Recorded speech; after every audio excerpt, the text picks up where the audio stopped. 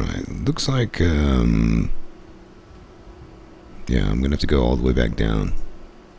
I can't even swing 1,000. I mean, I can, but apparently my ISP doesn't want me to. So, that's where we're at.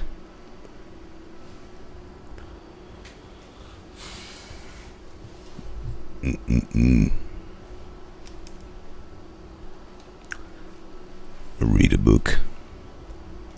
Read a book. Well, I read Go the Funk to Sleep one day on here, and we made a YouTube video of that. What else? What else is cool? We actually, who linked that Badass of the Day thing? That was pretty funny. I'd like to read another Badass of the Day. Let me search for a Badass of the Day. Or Badass of the Week, or whatever. Badass of the Week, yeah. Badass of the Week.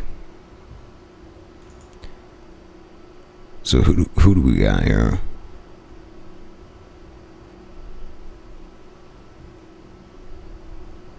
Oh, I'm not capturing anything. Can we capture the Badass of the Week, please? Fuck me running. Here, glory mode. Monitor capture. Badass of the Week. Is this the site? Mandingo Warrior.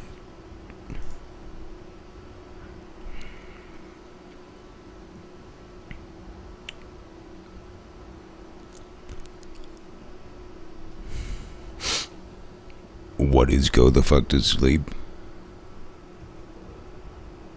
I probably shouldn't look at random websites with that up there before I check them out, huh?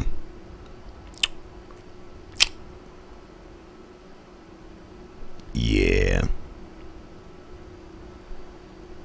I think we're safe for work on this one, though, aren't we? What do you think? Is this the same site? Who linked that before? It was Cookie, wasn't it? Was it Cookie? I'm not seeing like the same kind of shit as before, though. Complete redesign. Well, that was like a few years ago, though.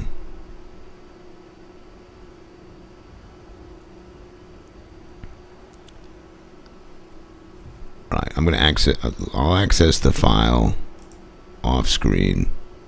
Oh, this is, you can see the Morfire window with the dude. Alright, let me look. What are we looking at? What are we looking at? I think we're okay. Let's bring it back. Let's bring it back. We're bringing it back.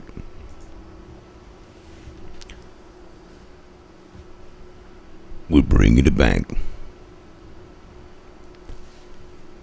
Sundiata.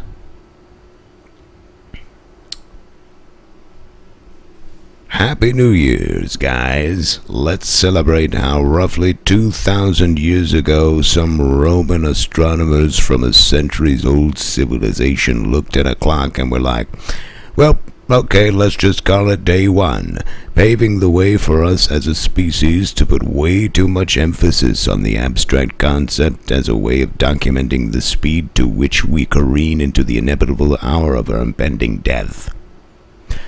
I say this, of course, as a guy who had a Verizon customer service rep horrifically reveal to him without any provocation that she was born the same year that Billy Madison came out in theaters. But still, hooray for the inexorable march of time towards our own inescapable mortality and all that. I like where this is going already. I want it to be bigger, though. I can barely read that. There we go. The point here is that I don't really care what your dumb New Year's resolution is, because it doesn't matter whether you want to spend more time with your lame family, get less fatter solely by building gym-related Excel spreadsheets and cutting all gluten-related particles out of your fascist 2,000-calorie diet, or if you just don't want to, once again spectacularly screw it up when some marginally attractive girl lets you mash your lips against her face. It will all pale in comparison to the new beginning forged by the epic 13th century Mandingo warrior Sundiata. Fuck me running. Overcome double paralysis in both legs, avenge the massacre of your family by an evil warlord, and liberate your people from the chains of brutal slavery, and then become the basis of Disney's Lion King, because why the fuck not? Really? Really? Really? That is my New Year's resolution, actually, but not for the Lion King. What about BC? The Earth is 2015 years old. Nice. This is Skyrim related, right? This whole thing, Skyrim related. I'm waiting for somebody to come in here and be like, "This isn't Skyrim. I've played Skyrim before, and this isn't Skyrim."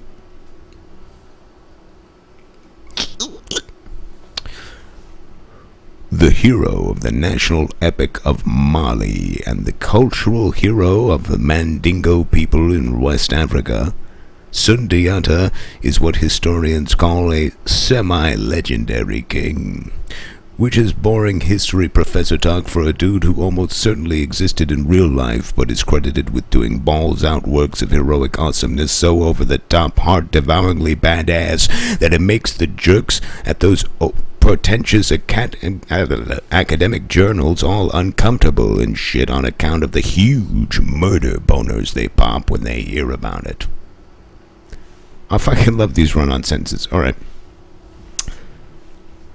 That's why this website's great. The big fucking run-on sentences. Sundiata was born in Mali in the late 12th century, back when Mali was just a small little city-state. Here, let me actually go back one. City-state style power on the fringes of the once powerful Ghana Empire in West Africa. His dad was the king of Mali, which is cool and everything, but Sundiata was the youngest of 12 sons, and his mom wasn't the queen, who was the mother of all 11 other boys, and was rumored to be the most beautiful woman in all of the 12th century Africa, but to some, concubine known as Kidio go. Wake me up before you Kidio go. Which, I shit you not, some encyclopedia I read simply translated to mean very unattractive, without offering any further explanation. Wow, that sentence was hard to read. Sure, if you believe the epic Sundiata's birth was foretold by prophecy and all that, but what we're more sure of is that he had crippling paralysis in both legs, couldn't walk on his own, required constant attention from his mother in order to survive, and was ridiculed and heckled by his brothers and everyone else in the village. The whole thing is very Shaka Zulu. Like his sub-Saharan conqueror counterpart, it wouldn't be long before Sundiata was back at the top, beating the fuck out of everyone who opposed him. Alright, you know what? Let's go to reading mode. Hey, is this cutting out? I hope it's not cutting out. I'm trying hard to read this shit. I used to be good at reading stuff too, so it's like, I don't know, man. Here, let me fix this problem.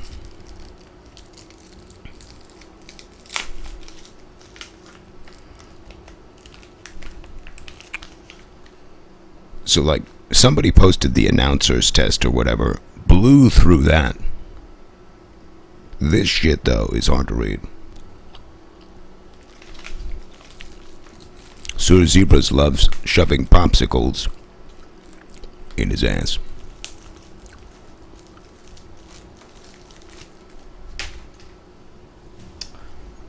Alright, I had to put some white powder in my nose. My mouth.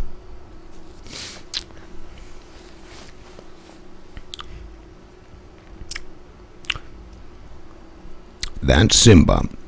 Well, one day when Sundiata was still a boy, some fucking jackass was talking shit to Sundiata's mom, and this kid got so pissed that he stood up, walked over to a big heavy iron bar, grabbed it with one hand, and stormed over towards the motherfucker so furiously that the idiot ran away.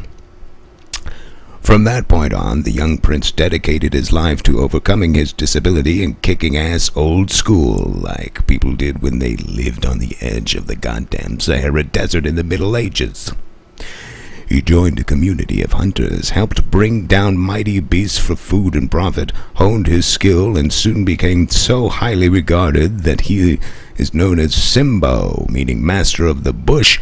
The bush. The fucking...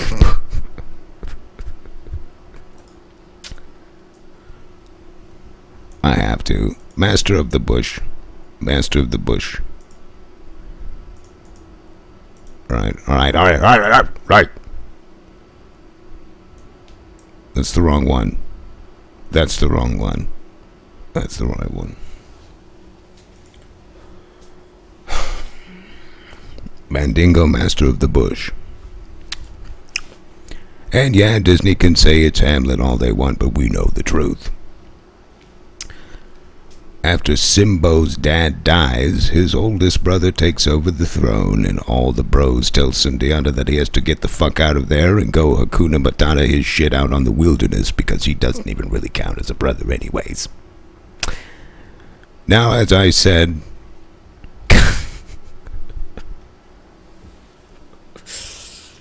Alright. Stop laughing at Mr. T. Fuck. Now, as I said, Mali was located on the edge of the empire, but shit was getting intense in West Africa around 1203 AD. The Empire of Ghana had been the shit for like a couple of centuries, but a bunch of incompetent moron kings were screwing things up all over the place, and before long they found themselves locked in a war against the So-So people.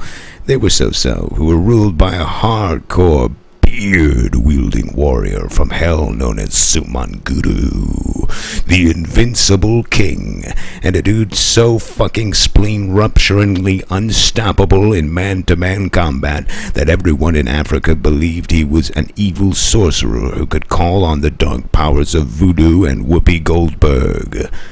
Sumanguru ravaged what was left of the Ghana Empire with torch and steel, burned their capital into a heap of molten rock by urinating lava onto its ruins, murdered their ruling family, and enslaved huge portions of their populations. Once that was done, he turned his attention to Mali and prepared to crush it with extreme prejudice all the way up its ass.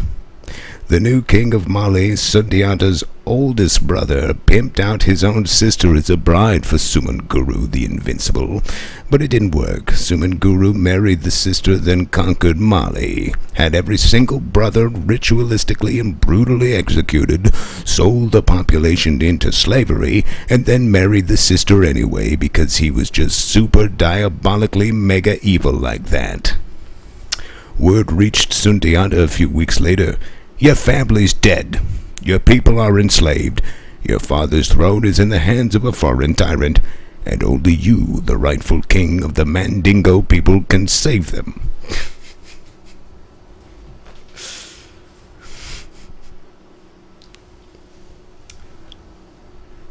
Fun fact. Mr. T first cut his hair into a mohawk after seeing a picture of a Mandingo warrior. This is actually true.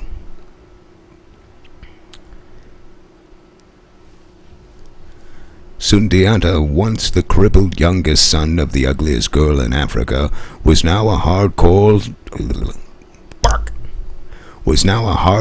Charles Bronson motherfucker. Can I not say the word hardcore now? Was now a hardcore Charles Bronson motherfucker with a vengeance quest to save his entire civilization from ruinous chokehold of a diabolical evil sorcerer king so unstoppable that was literally the Invincible. He went to work immediately. The prince's first insurmountable task was to build